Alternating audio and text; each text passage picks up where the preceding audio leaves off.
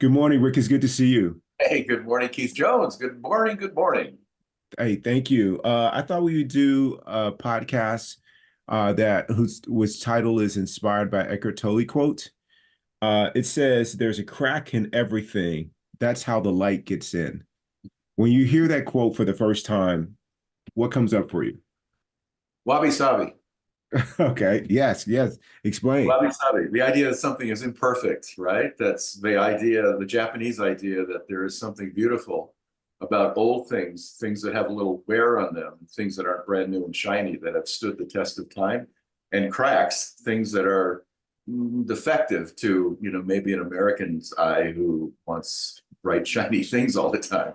The cracks are the things that really make something unique and reliable and useful. And I think when you take that metaphor and apply it to people or ourselves, it's also true. Can't you remember times when you were down and out and felt like you had let yourself down, and that being a crack, it let the light in, it let the opportunity come in for you to do some changes that you needed to make to improve your life. So the cracks that let the light in are really obstacles and problems that you hate going through. But on the other hand, once you're through them, they've created this new and beautiful seam that's no longer a crack because the light has been let in and the changes have been made.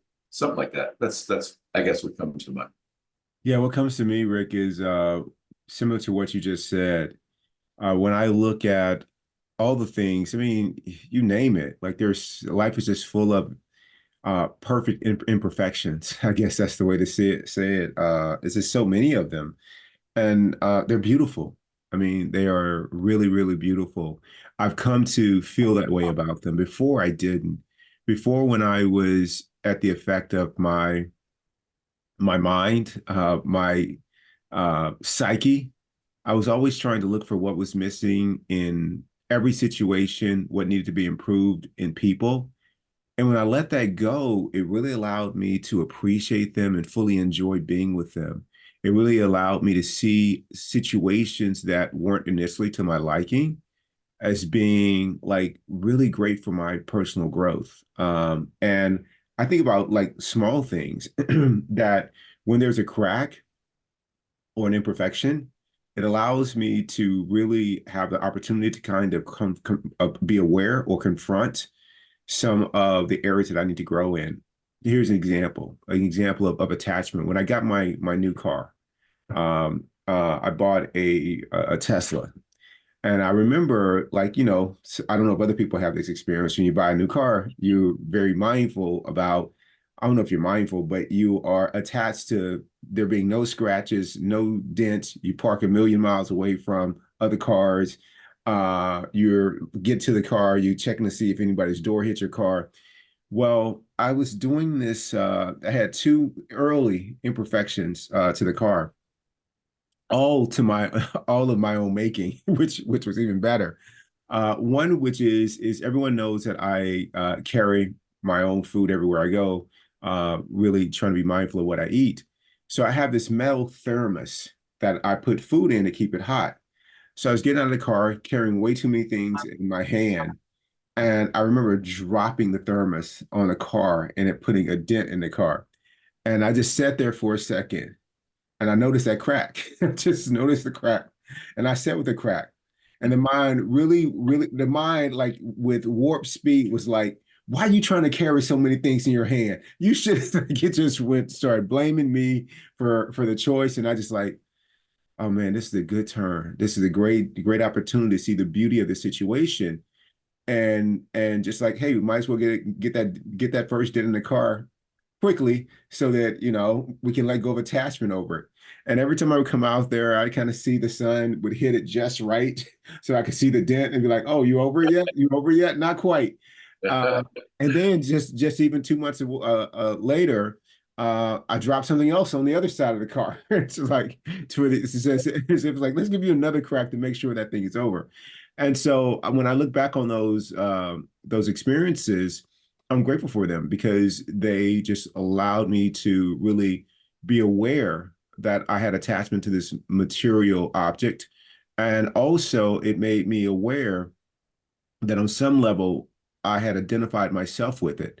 Like when the car got a dent in it, I felt like I was the one that was injured. No, it didn't injure me. It injured my ego, my attachment, and that was a good thing. And so that experience let the light in. And a lot of experiences have done the same thing. What were we going to say, Rick? I love that idea. And as you were speaking, I was thinking that, one of the things that imperfection teaches us is that imperfection is quite all right. And it's actually necessary and it's unavoidable. So you might as well accept it. So I have a similar situation with my car, and I baby my car as well. And I had exactly the same kind of reaction you did. But then I got to thinking, my car is kind of beat up, and it's kind of like me. I've been through a lot of stuff. I'm not perfect. I just had all this crap happen to me, and I'm, baling wire and duct tape holding me together. Not that extreme, but my point is that the imperfection is something that is a beautiful thing to live with. Yeah. Instead of making all of our things and all of the people that we meet and all of our friendships and our spouses and our parents perfect before we can love them, we love ourselves and our imperfections first, and then it's easy to love others and their imperfections, because that's basically all we are, is a bunch of broken, broken, broken people. Oh, And yeah. that's a great realization. It is, Rick, and it just makes you smile every time I walk out to the car, and I haven't gotten it repaired. And every time I walk out and I see it, and I'm just like, oh, there's the beauty in that situation, right? There's the light.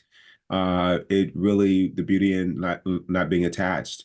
And the same thing whenever I'm giving a presentation, and I say a lot, or I, split second lose my train of thought, or whatever the case may be, get nervous, which doesn't happen often in that situation. But when it does happen, like, oh man, that's cool. Like I was attached to looking good in front of everybody. So that's why that was uncomfortable. Man, that crack was really good for me. It allowed me to let that go and to, regain my footing, not footing and getting back to being perfect in the rest of the presentation, but regaining my footing about the awareness that this is exactly what I needed because I was attached to looking good. And that's not helpful, And because all the time that I'm speaking, I am gauging how well the presentation is based on the response from the audience. And so it's feeding that ego that, hey, you did great, as opposed to, I'm just there to give, and hopefully there's something useful for the people that are listening. And so it just shows up in so many ways in other people, significant other. I remember in the past, I had this whole list that everybody had to check off from their physical form to what they do and all this other stuff, how they think. I let all that go. Like, hey, look how you want to look, weigh what you weigh, work out, don't work out. I just hope that when we're together, that I am just pouring into the moments that we're together, just giving of myself, and not there to take anything. So these cracks, Rick, have been really good for me. You know, And they're just opportunities to grow. So you want to close this out?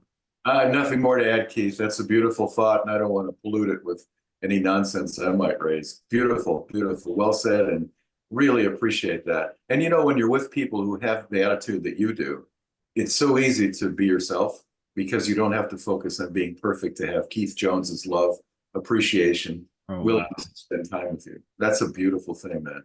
Wow. Thank you so much, Rick. I love you. Thank you. I love you. Adios. Adios.